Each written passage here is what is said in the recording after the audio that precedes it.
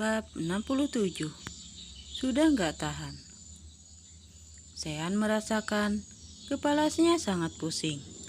Pandangannya mulai berkunang-kunang.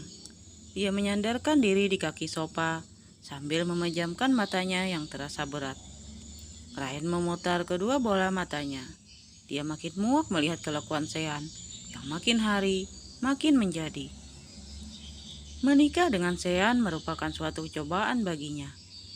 Tak ingin terus di sini, Ryan segera melangkah meninggalkan Sean. Mau kemana, Ryan? Sergah Brian. Mau pulang ke rumah aku. Males aku di sini, Yan. Dari cara bicaranya, nampak sekali jika dia sangat lelah.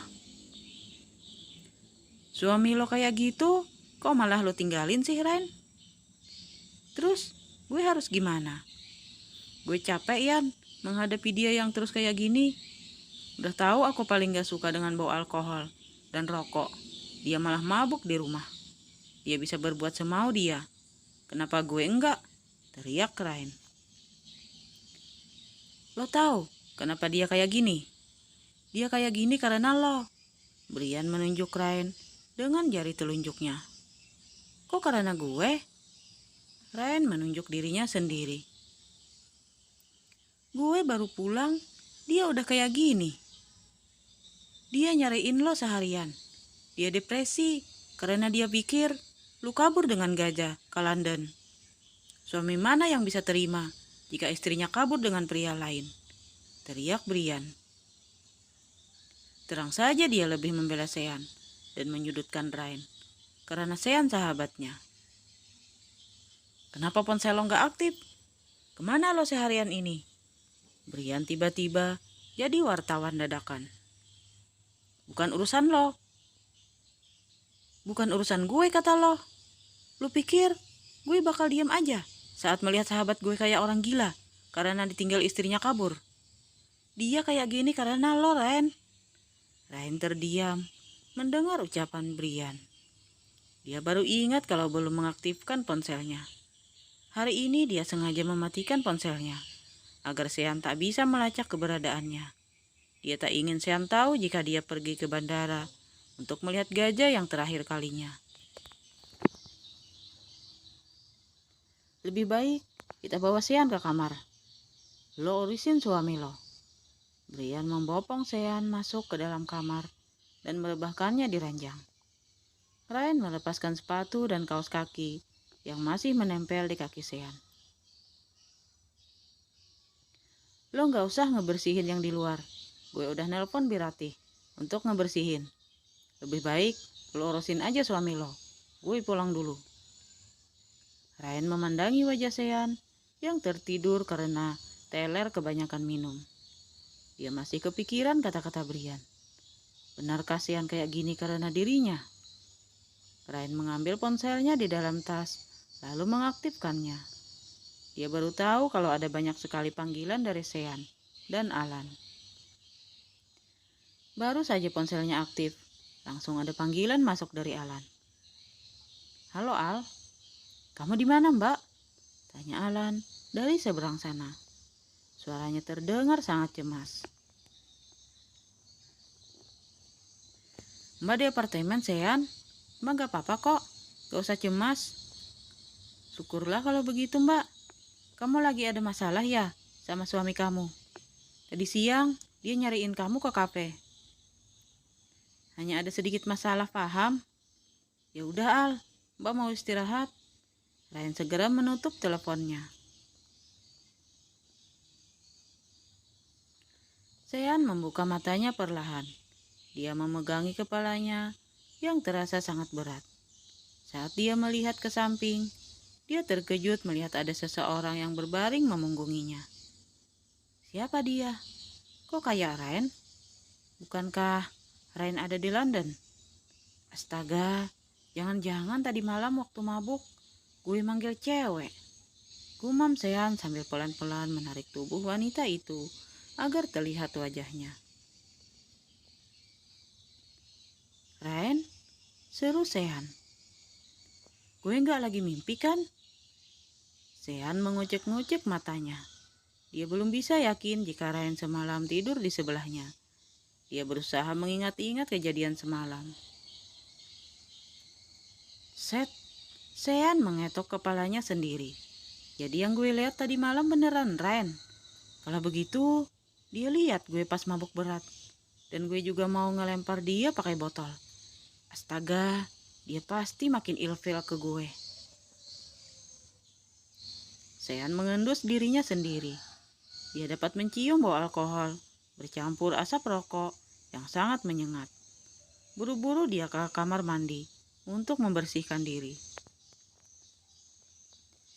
Saat keluar kamar mandi, dia melihat Ryan baru keluar kamar. Buru-buru dia menyusul istrinya itu. Dia takut Ryan pergi lagi. "Ryan, mau kemana?" teriak Sean sambil berusaha menggapai tangan Ryan. "Tunggu bentar, mau kemana?"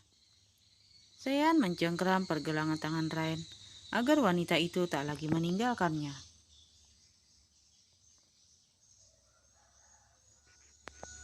"Apaan sih Sean? Lepasin, gue buru-buru." Ryan berusaha melepaskan tangannya dari cengkeraman Sean. "Gak, gue gak bakalan lepasin lo. Lepasin Sean, gue udah gak tahan," bentak Ryan. "Maafin gue janji gak akan mabuk-mabukan lagi." Astaga, Ryan memejamkan matanya karena geram. "Gue gak peduli lo mau mabok apa enggak. Cepat lepasin gue udah gak tahan." Ryan terus berusaha melepaskan diri dari Sean. "Jangan ngomong gitu Ryan, please. Gue janji bakal berubah kayak yang lo mau. Tapi tolong, jangan tinggalin gue." Sean sudah kehilangan gengsinya. Persetan masalah harga diri. Yang penting gak ditinggal Ryan. Hanya itu yang ada di kepala Sean. "Gue udah gak tahan Sean," teriak Ryan dengan muka merah padam. Dut, suara nyaring disertai bau busuk seketika menyeruak ke seluruh ruangan. Sean langsung melepaskan tangan Ryan dan menutup hidungnya. Satu tangannya sibuk mengibas-ngibaskan udara busuk di sekitar hidungnya.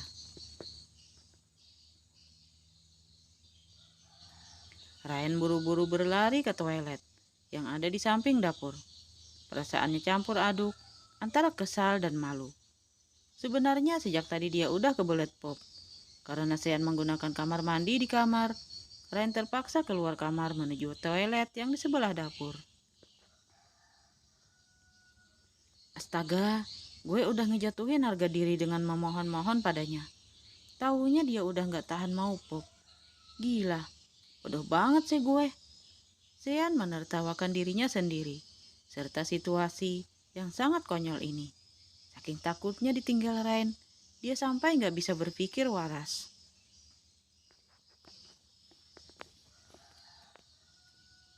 Ryan keluar dari toilet sambil memegangi perutnya yang terasa plong.